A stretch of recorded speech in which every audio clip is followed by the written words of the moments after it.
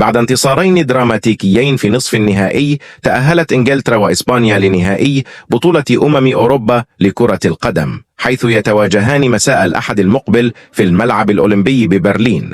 لكن من سيفوز؟ في بداية بطولة أوروبا 2024 اعتبرت إنجلترا مرشحة للفوز باللقب بنسبة 20% بحسب شبكة أوبتا.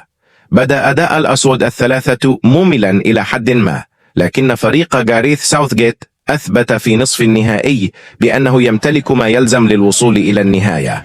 وحلت إسبانيا في المركز الثالث نسبة 15%، بينما جاءت ألمانيا التي هزمت في ربع النهائي في المركز الثاني بنسبة 16%. لكن الأمور تغيرت قبل المباراة النهائية يوم الأحد، ويراهن الكمبيوتر الخارق لأوبتا الآن على فوز إسبانيا بقيادة لويس دي لا فوينتي على إنجلترا في برلين، ومنح لاروخا نسبة بلغت 60%.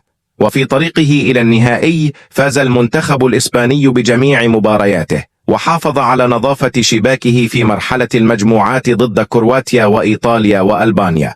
بعد ذلك تغلبت إسبانيا على جورجيا ب4-1 في ثمن النهائي على الرغم من تأخرها بهدف، ثم تفوقت على المنتخبين العملاقين ألمانيا وفرنسا في ربع النهائي ونصف النهائي على التوالي. من ناحية أخرى، لا يزال المنتخب الإنجليزي يفتقر إلى الأداء القوي رغم وصوله إلى نهائي البطولة.